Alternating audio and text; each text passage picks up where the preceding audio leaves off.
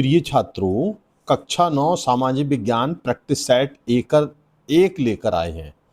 ऐसे ही practice set 3 हैं और आज हमने आपके लिए पहला प्रैक्टिस सेट तैयार किया है और कल आपको तीनों प्रैक्टिस सेट कल तक मिल जाएंगे। तो पहला क्वेश्चन इसमें आता है कि बास्तील के दुर्ग के महत्व की विवेचना करो। बास्तील के दुर्ग की महत्व की विवेचना करो। क्या महत्व था? देखो, फ्रांस के पेरिस शहर में स्थित एक बास्तील का दुर्ग था। राजा कैसा था? बहुत निरंकुश था, अत्याचारी था, स्वेच्छाचारता था, मतलब अपनी इच्छा अनुसार काम करता, कोई भी नियम कानून नहीं मानता था, अपनी मर्जी में जो आता था वह कार्य करता था। सबसे बड़ा प्रतीक माना जाता था 14 जुलाई 1789। अब कभी कभी एक नंबर में क्वेश्चन ऐसा भी आता है कि फ्रांस की क्रांति कब हुई, तो 14 जुलाई 1789 को क्रांतिकारियों द्वारा किले का पतन तानाशाही का अंत माना जाता है। मतलब तानाशाही का अंत कर दिया था, किले का दरवाजा फाटक तोड़ दिया और सारे कैदियों को आजाद करा लिया गया था। तो इसी तिथि से यहाँ पर तानाशाही का अंत माना जाता है। इसका महत्व क्या था? निरंकुशता, सत्ता का प्रतीक। राजा कैसा था? निरंकुश सत्ता का प्रतीक था। जनता की शांति का एहसास और राष्ट्रीय पर्व, क्रांति की शुरुआत, ये इसके महत्व हो गए थे। अगला प्रश्न आपका आता है, क्रांति के समय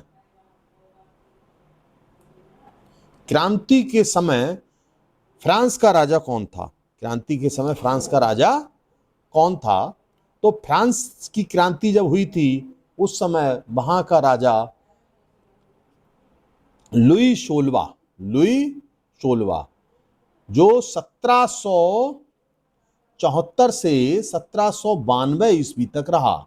उसकी रानी का नाम था रानी एंटोनेट। राजा को जो है 1993 ईस्वी में फांसी दी गई। तो इसमें से जुड़ा हुआ कोई सा भी आपसे क्वेश्चन पूछ लिया जाए तो आप बता देंगे। राजा कौन था? लुई 16वां। कब से कब तक रहा? 1774 से 1792 ईस्वी तक। इसकी रानी का नाम रानी मैरी एंतोएट। ये बहुत शान और शौकत वाली थी और बहुत भोग विलासता में पैसा बहुत खर्च करती थी वहाँ का, जबकि राजा भी बहुत भोग विलासी था। ये बहुत लोग अनावश्यक रूप से पैसा का दुरुपयोग करते थे, इसलिए वहाँ की जनता और परेशान थी कि हम इतनी मेहनत से टैक्स से पैसा जुटाते हैं और ये लोग हमारे पैसे को बर्बाद कर देते हैं। अगला प्रश्न आता है इसमें, बेरोजगारी क्या है और बेरोजगारी किसे कहते हैं? बेरोजगारी क्या है? मौसमी बेरोजगारी किसे कहते हैं?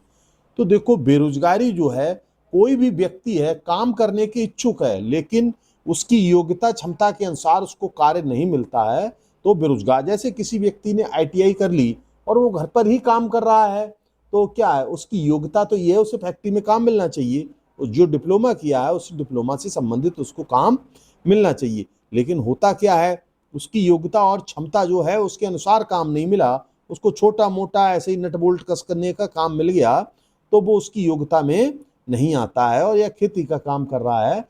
तो कोई व्यक्ति योग्य है उस कार्य के लिए और वो क्षमता रखता है तो उसको कार्य नहीं मिलता है, तो वो बेरोजगारी के अंतर्गत आता है।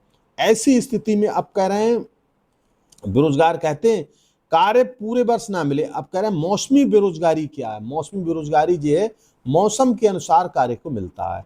विशेष मौसम में कार्य मिलता है। आप गांव में भी देख लें, धान की बुआई और कटाई और गन्ने की सीजन के समय गन्ने का काम मिल गया, धान के समय धान का काम मिल गया। शेष खाली समय में लोग 3-3 4-4 महीने खाली बैठे रहते हैं, तो ये क्या है? मौसम के अनुसार कार्य मिलता है, तो मौसमी बेरोजगारी कहलाती है।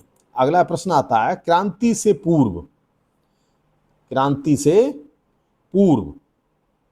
फ्रांस के सामाजिक विभाजन का वर्णन कीजिए। तो फ्रांस की क्रांति से पूर्व जो है वहां का समाज 3 वर्गों में बटा हुआ था। पहला वर्ग जो था, प्रथम वर्ग जो था, वो पादरी, जो धार्मिक गुरु ने जो धार्मिक कार्य करते हैं वो धार्मिक गुरु कहलाते हैं। तो इनसे कोई टैक्स और कर नहीं लिया जाता था।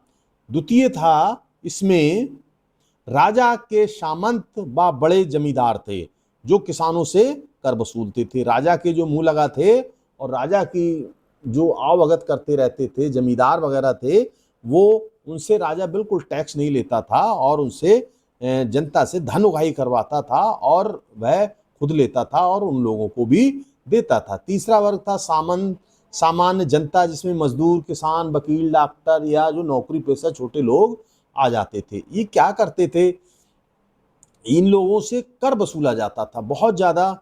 ये सामंत लोग इनसे बहुत ज़्यादा कर वसूलते थे। कर वसूलने के बाद ये राजा को देते थे और अपना हिस्सा रोक लेते थे। राजा इन्हें पुरस्कार स्वरूप कुछ ना कुछ हिस्सा दे देता था। अगला, आर्थिक क्रियाएं किसे कहते हैं और आर्थिक क्रियाएं उदाहरण दीजिए। तो आर्थिक क्रियाएं वे क्रियाएं होती हैं जो धन कमाने के उद्देश्य से जिनका कार्य किया जाता है। तो धन कमाने से उद्देश्य मतलब कोई भी व्यक्ति मजदूरी करता है या किसानी का काम कर रहा है या खेती का काम कर रहा है या वेल्डिंग कर रहा है, कोई भी काम कर रहा है, ऑटो चला रहा है, तो वो किसके लिए कर रहा है, धन कमाने के लिए कर रहा है। और उस धन की पूर्ति जो है, धन का उपयोग अपने घर परिवार को चलाने में करता है। तो इसी प्रकार अगर यदि देखा जाए तो धन कमाने के उद्देश्य से जो कार्य किया जाता है वो क्या किस में आता है, आर्थिक क्रियाओं में आ जाता है। कभी हमने एक बार आपको बताया भी था आर्थिक क्रियाएं और गैर आर्थिक क्रियाएं क्या हैं। तो गैर आर्थिक क्रियाएं वे होती हैं जिनका काम धन कमाने के उद्देश्य से नहीं किया जाता है। जैसे महिलाएं हैं, बेचारी घर में कार्य करती हैं, उनको घर वाले कोई पैसा तो ना देते हैं, क्यों, वो अपना घर बार का कार्य समझ के घर का कार्य कर रही हैं, तो वो किस में आएगा, वो आएगा गैर आर्थिक क्रियाओं में आएगा। और जिनमें पैसा मिल रहा है, व्यक्ति मजदूरी करने का उसे पैसा मिला या नौकरी करने गया उसे पैसा मिला, वो आर्थिक क्रिया के अंतर्गत आता है। तो कह रहे हैं उदाहरण देकर समझाइए। तो उदाहरण ये है, जैसे किसान द्वारा खेती का करना और मजदूर द्वारा मजदूरी का करना, दुकानदार द्वारा सामान बेचना, शिक्षक द्वारा पढ़ाना, ये सारे इसके अंतर्गत आ जाते हैं। अगला प्रश्न आपका आता है, भारत का अक्षांशीय विस्तार और देशांतरीय विस्तार बताइए। तो भारत का अक्षांशीय विस्तार देखा जाए तो 8 डिग्री 4 मिनट उत्तरी अक्षांश से 37 डिग्री 6 मिनट उत्तरी अक्षांश तक फैला हुआ है। और भारत का देशांतरीय विस्तार यदि देखा जाए तो 68 डिग्री 7 मिनट पूर्वी देशांतर से 97 डिग्री 25 मिनट पूर्वी देशांतर तक फैला हुआ है। इसमें क्या है, अंडमान निकोबार द्वीप समूह को शामिल नहीं किया गया है। अंडमान निकोबार द्वीप समूह इसके अतिरिक्त हैं। तो भारत का अक्षांशीय और देशांतरीय विस्तार इस प्रकार है। तो ये सारे क्वेश्चन जो हैं आप इन्हें तैयार कर लें, इनमें आपकी परीक्षा में ये इंपॉर्टेंट प्रश्न हैं और 1-2 प्रश्न आपको फंसेंगे भी। और बाद बाकी वार्षिक और अर्धवार्षिक परीक्षा की भी इसके साथ तैयारी होती चलेगी, क्योंकि मैंने इसमें सारे इंपॉर्टेंट प्रश्नों को रखा है। तो ये 9th का आपका पहला प्रैक्टिस सेट है। इसके बाद 9th का दूसरा प्रैक्टिस सेट हम बहुत शीघ्र लेने आने वाले हैं। लेकर 22 को आपका पेपर है। हो सकता है 20 के दोपहर तक आपको ये सारे टेस्ट पेपर मिल जाएं। प्रयास हमारा यही रहेगा। और या 20 की सुबह को ही आपको सारे टेस्ट पेपर मिल जाएं। तो आज जो टेस्ट पेपर भेज रहे हैं इसको सुबह उठकर आप जरूर तैयार करें, और जो सुबह भेजेंगे उसको दोपहर में और शाम तक सारे तीनों टेस्ट पेपर आप तैयार कर लें। बस आपका पेपर ठीक होगा, क्यों सारे इंपॉर्टेंट प्रश्नों को इसमें रखा गया, अति महत्वपूर्ण प्रश्न हैं। तो एक बार मैंने आपको 3, 4, 5, 6, 7 क्वेश्चन बताए थे। एक तो बास्तील के दुर्ग का महत्व बताया था, और क्रांति के समय फ्रांस का राजा कौन था, लुई 16, और रानी कौन थी, एंटोनेट। 1774 से 1792 ईस्वी तक की कहानी रही इनकी। और राजा की जो मृत्यु थी वो 1793 ईस्वी में इसकी मृत्यु हो गई थी। 1793, ध्यान रखना, अगर कहीं गलत लिख गया हो तो उसे संभाल लेना। 1793 था, मृत्यु थी।